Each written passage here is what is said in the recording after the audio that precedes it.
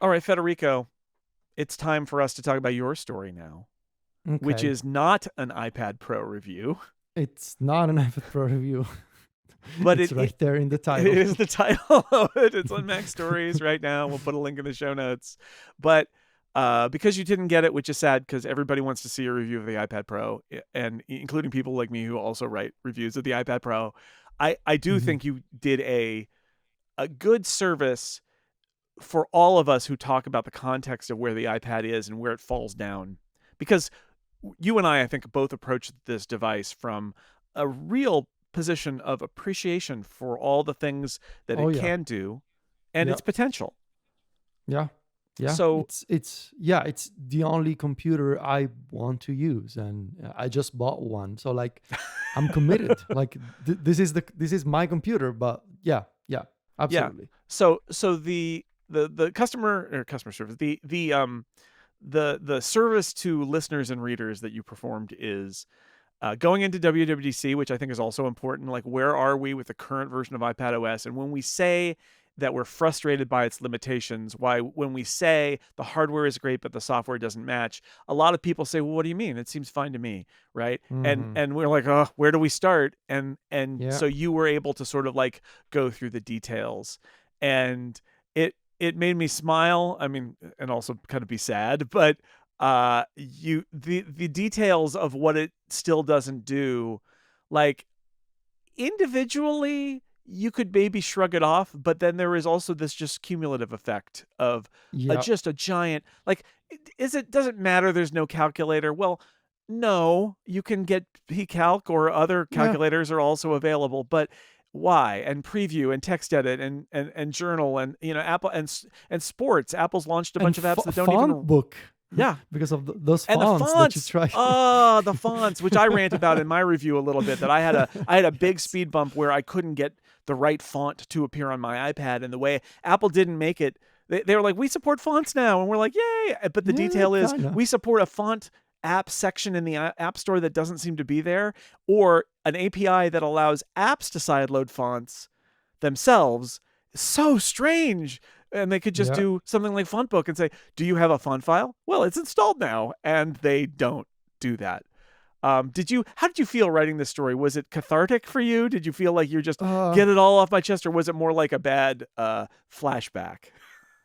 it actually felt better than when I did the story on the original version of Stage Manager. Like that story, I really hated working on that story That was two a low years point. ago. Yeah, that was a low Yeah, point. that was a low point.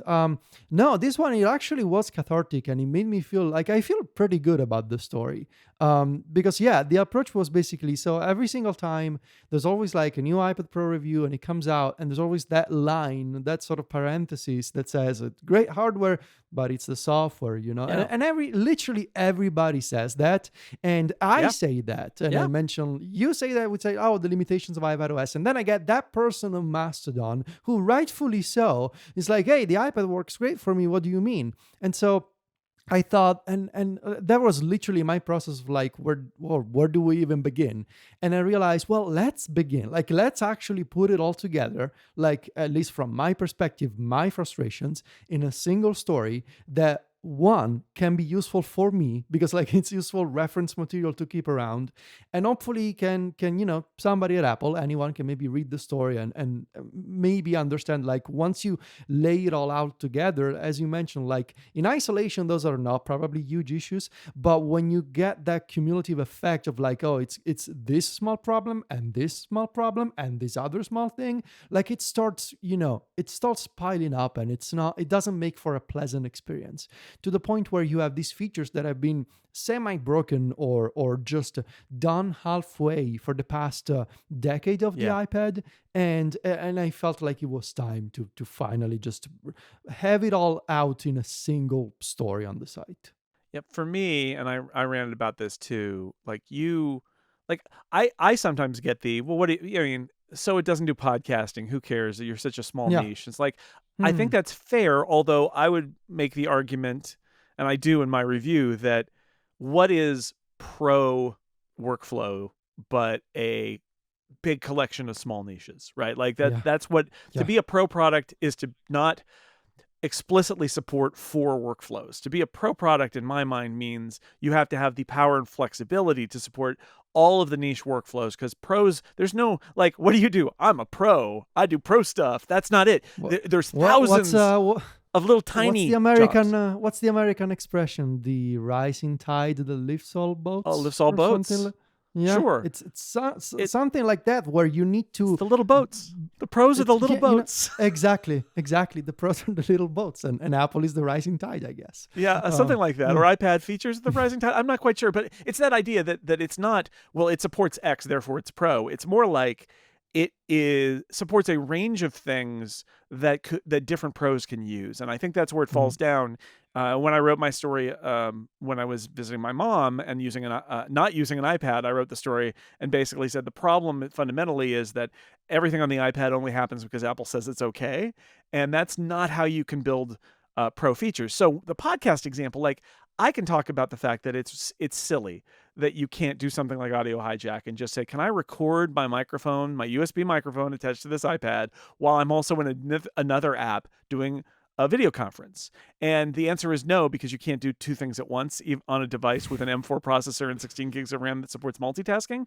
But the broader issue would be that the audio subsystem of iPadOS is incredibly, I would say, laughably primitive. And the general example, and you and I both used it, is you're playing some music. This is where it bites me. I'm playing some music, and there's a little video clip in Ivory posted on social media somewhere, and I just want to play the video clip. And on the Mac, if I do that, what happens is my music keeps playing. And on my Mac here in my office, my music keeps playing via AirPlay, and then via the Mac speakers, the audio and video from social media play. On the iPad, when you do that, it says, hold on. Stop the music. Hear 2 things at once. Stop the music. That's not. You have to watch this video, and this is true. And then when I'm done with the video, I press play on the Magic Keyboard, and you know what happens? The video resumes. It doesn't go back to my music, because it's like, oh no, I'm playing social media videos now. That's what I'm doing.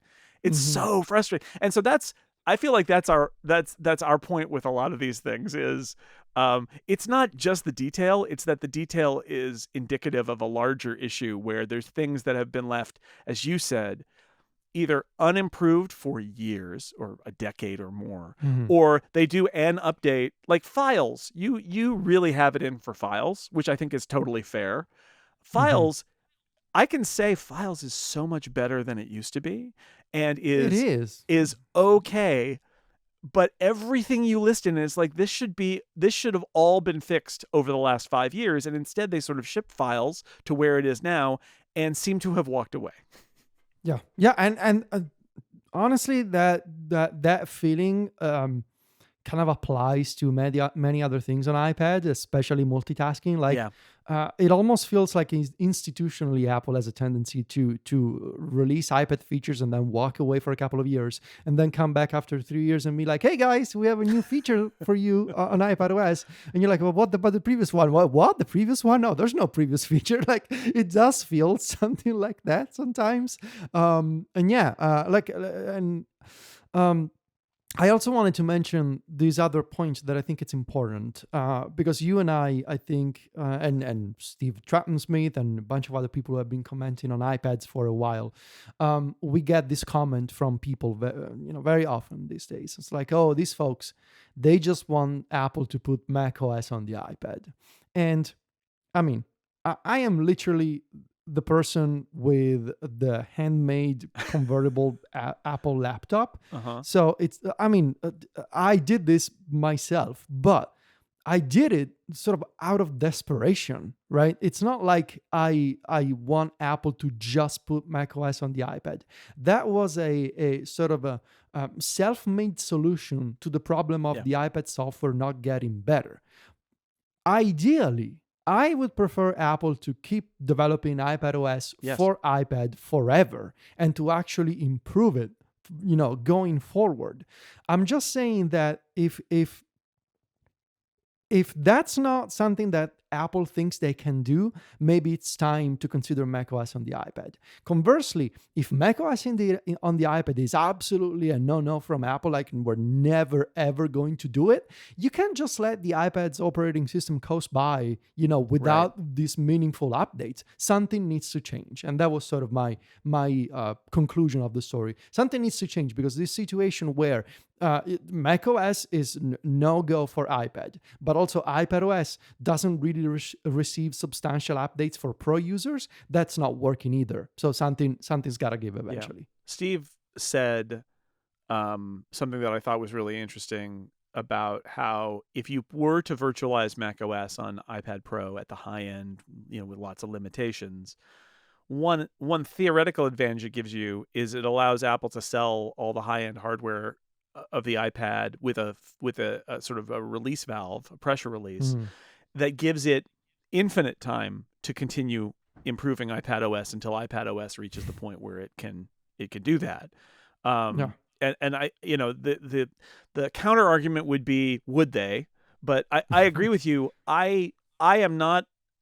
I like the iPad, so it took a lot for me to suggest maybe you should just virtualize macOS, but it came from a place of being so worn down and kind of desperate to say, well, okay, I'm bargaining with you, Apple. If you're not going to be responsible enough to make iPadOS better in all of these ways, if it goes against your philosophy, if it's not worth it because the pro user base is such a small fraction of the overall iPad user base that it's not worth the investment, maybe you should give up and just let people run macOS. I don't think it's the best idea. I think iPadOS should be better, but I could see the argument that most people don't care about those features. I have the counter argument, and I mentioned in my review, you absolutely went into details about it. One of the other things that really bugs me is background tasks, which is a fundamental from an iPhone that had no RAM and no processor and no battery. And so they designed iOS in the early days to be very aggressively a unitasker. And they've added very careful multitasking over time. And this is, it's a power user feature, but it's not a power user feature because all sorts of Mac users use background utilities. Things that run a backup in the background, things that are an alternative launcher, or something like Hazel that watches your files, or a clipboard manager, or something like the Stream Deck, or any other peripherals that need a thing that runs in the background to enable them to function. All of those things, or even global keyboard shortcuts, so you can run a shortcut at any point by hitting a keyboard command. These are, they're power user-ish features, but they also speak to like a broader flexibility of the operating system that other people can use. Imagine if on an iPad, a regular person could just download a clipboard manager and have it work. But that's one of those things that requires a level of background operation that iOS was never really designed for. And yet, how do you sell the iPad Pro in 2024 and have it be completely unable to run background software when it's one of the it's not a nerdy thing. It's a very common thing to run a menu bar app or something on Mac OS. And yet on the iPad, it's just not there. So I don't agree that it's just for like super computer nerds, but I think it makes your whole platform richer. And the fact that they can't do it it's so frustrating. So I want them to make iPadOS better, and I know you do too, because that's talking about it. Virtualizing macOS is like a Hail Mary. It is a desperation move to say, could this hardware be quickly made much more flexible? And like, I still think they could do it, but like, it's not the ideal outcome. The ideal outcome is iPadOS gets better. Yeah, that's what I hope will happen. It's why I wanted to make it clear in the story that is my ideal goal. That is my hope for the future of the iPad. And so now I have this article up there on MacStories, sort of as a you're welcome, as a sort of as a capsuling time of the problems and frustrations that we have experienced. And it's there. So go read it. And, I hate to say it, but it comes from a place of love. We those of us who are really enthusiastic about the iPad are in part enthusiastic about it because it has such incredible potential, and the things that it does well, it does better than any other Apple product. Yeah. Like I had that thought this weekend. It was like, it's a MacBook Air when I want it to be, except for the software issues. And then I pop it out and it's just a little tablet. Like Yeah. I can't, and then I get a pencil and I'm doing pencil interactions and editing a podcast with a pencil. Like, it's amazing. And the iPhone doesn't You do put that. a controller. You put a controller around it. You have a giant monitor to play video games. Yeah. Like it can transform into Yeah. so many different things. It's incredible. Yes. Yeah. Yeah. So it does come from a place of love. Like all the criticism and the frustrations, they really do. Yeah.